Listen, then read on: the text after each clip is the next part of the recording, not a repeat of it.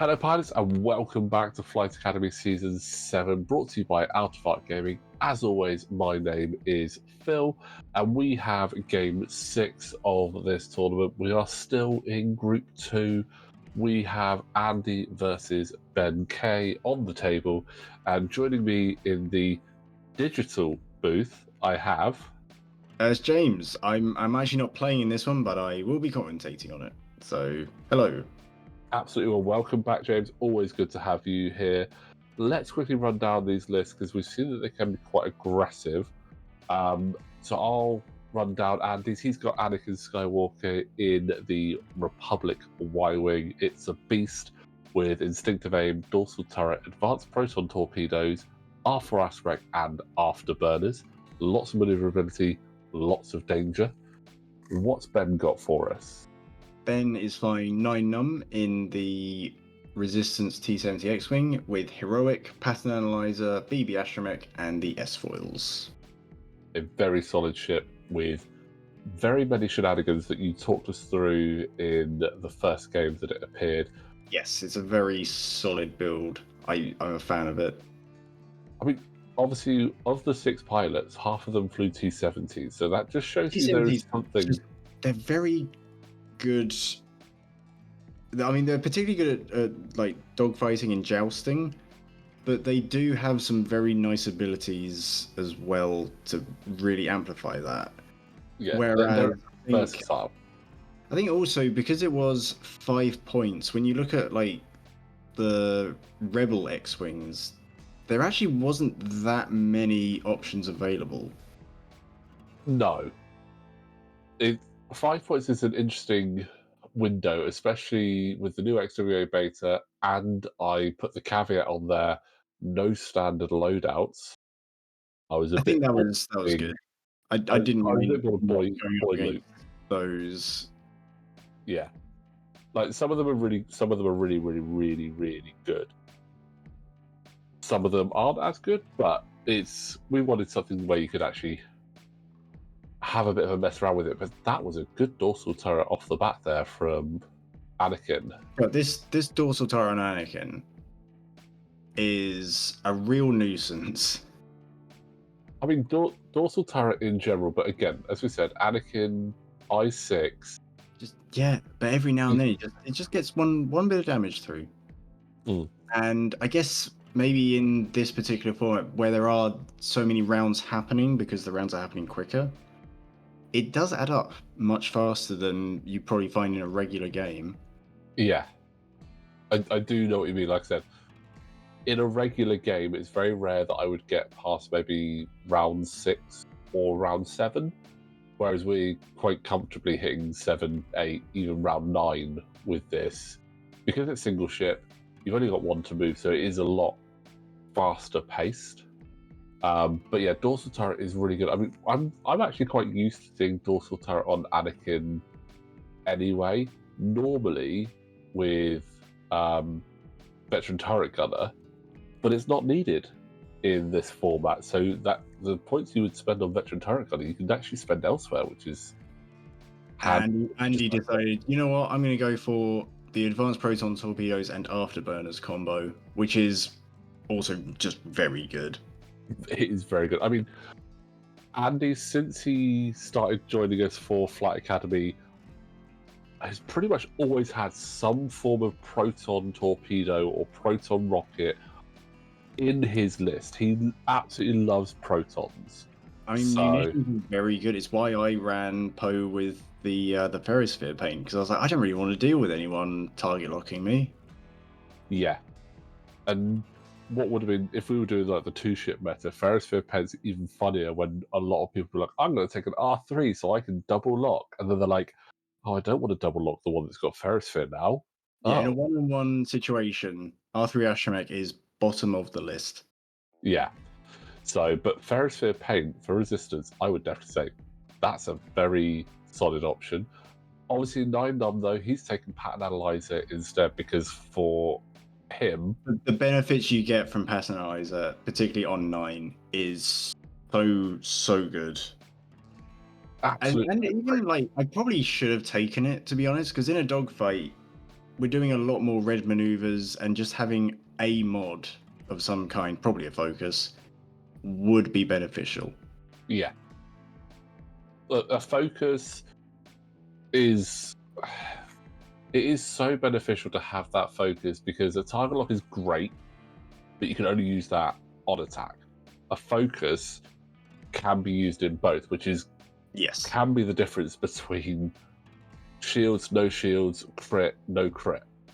It's such a powerful thing to have there, and if you're in a position to get that early target lock as well, then you're like, cool, I've got pattern analyzer to then do a K turn or a talent. I got the target lock last turn, now I can get the focus, I've got a double modded shot, and I might be in the side or behind, or trying to line up on the grid with Anakin Skywalker.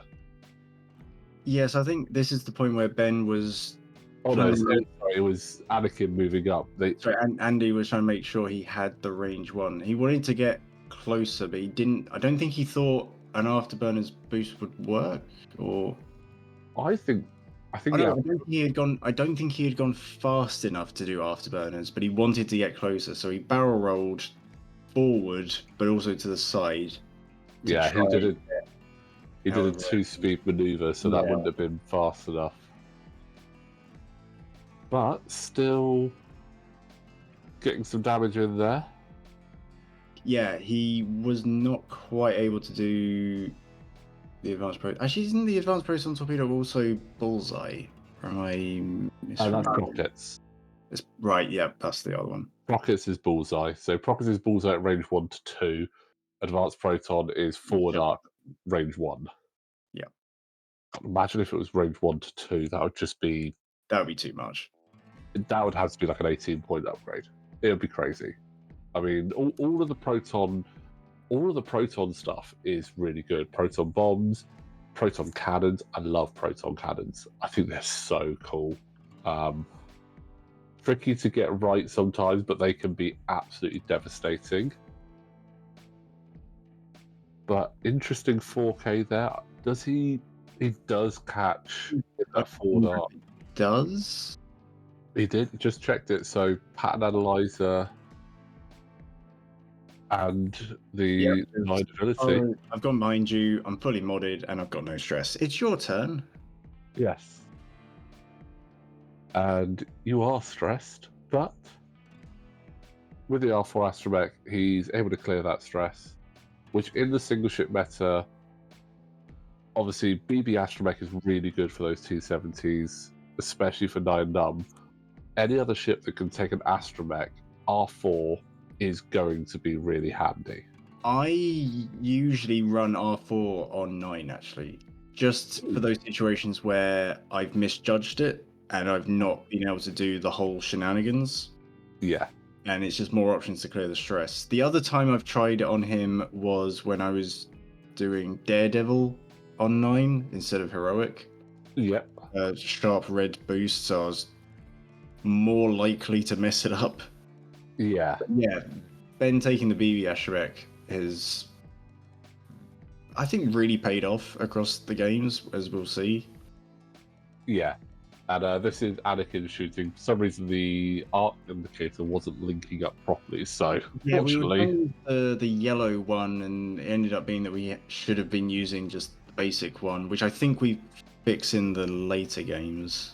We did. When you assign it, you have to assign it in a.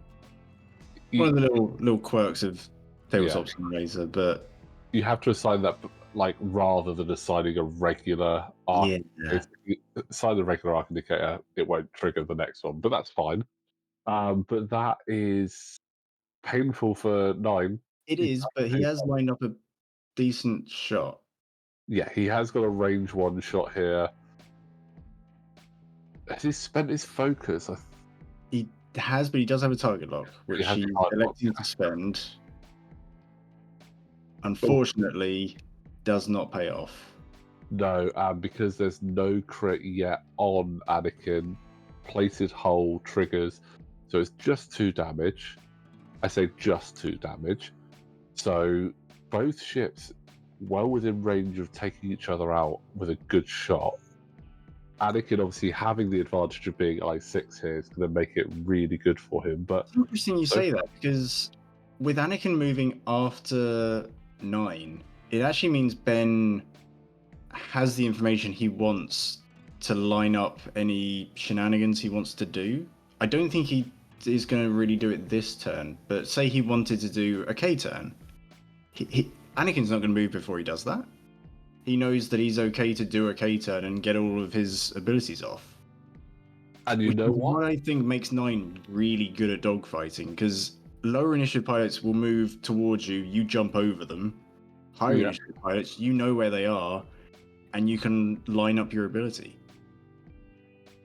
And that's something I always forget. Like Nyan Num he's the flip of what you would normally expect.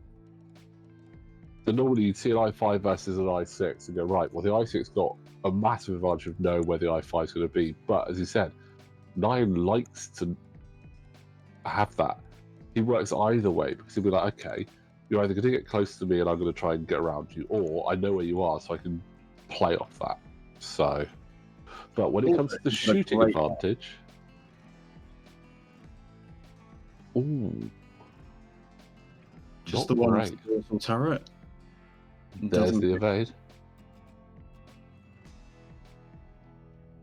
And I think there is not a shot. Oh, that just misses. My purple hand from being a bystander come in to zoom in on this, and it was like 2 or 3 pixels. It was pixels. Sometimes I really wish that when we're recording this, that as my grey hand came over to do that, you could see what I'm magnifying to, because there are some points where it's like, you know, write that down. That's probably worth doing next time you do a TTS one, or even in person. If you ever go over and take a picture, just flash up that picture on the screen or something. Yeah, it would be good to be able to do that, because, like I said, near Num's position, they're just avoiding that gas cloud, just missing that arc there.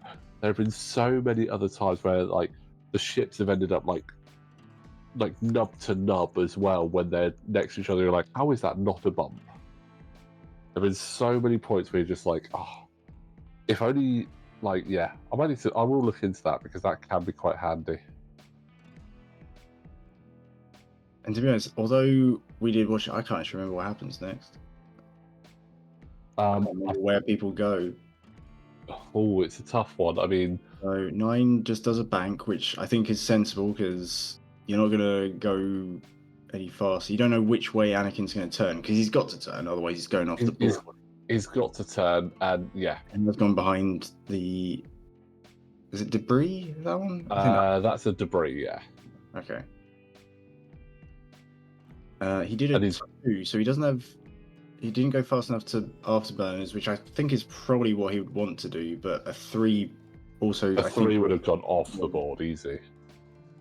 So he's elected to just turn his turret so he has a shot. Yeah. So... Oh, and it's unobstructed as well. I think this is... Yeah, there's my hand again going, really? That was... Oh, okay. Yeah. And again, one of the great things with TTS is it tells you. Yeah, it is a computer going, yes, it's this. Right, so 4 spend there. 1 damage going through onto 9. And down to 1. But also has an unobstructed shot back. He has a focus. He'll get 3 damage, ideally, for him at least. Yeah. I mean, the problem is... Can he get revenge for all those kids at the Jedi Temple? His 9's not in a particularly great spot where that obviously is. I know he's got BB. I think he would have to. 1. Yeah, BB either away from the rock and then do like quite a wide turn to sort of follow where Anakin is, or use BB to barrel roll the other way and try and cut off Anakin. I mean, look with how aggressive everyone's been flying in these games, I think I know which one Ben does. What, you thinking, like, barrel roll down and 1 bank in? Yeah, I think so, but actually, he doesn't do that. He opts for a Talon roll And to be honest, I forgot he did that, and I'm now trying to remember why he did that, and I'm not sure I ever figured it out. Well, I mean, he would have the opportunity to pattern analyzer and target lock, which I think would have been a sensible option, but I'm not sure. Maybe focus is defensive. I don't know. I think maybe he just wanted to re-engage at the front. Like, he didn't want to just keep chasing Anakin. And he just thought, I'm going to turn around here.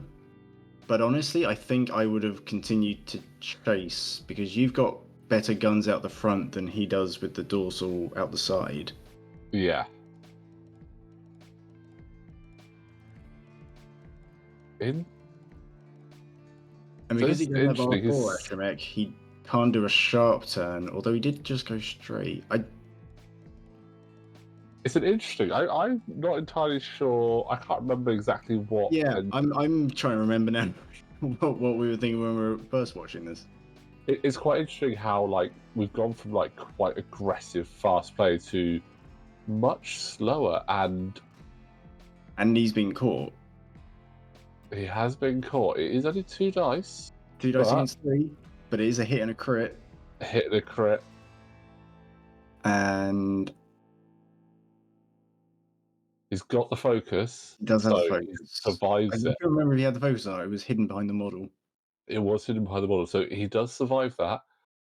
It is still half points. And as we've seen in Group 1, we go to a final round until we actually have a winner. If there's no winner of this, we will have a road off. But with the ships at where they are, I think Andy has a massive advantage here. He's got more opportunities to fire off his advanced proton torpedoes in this position. Yeah, he's knowing that Ben needs to turn around with 9, and kind of guessing that he's probably going to do something like that K-turn. Yeah. You know roughly where he's going to be?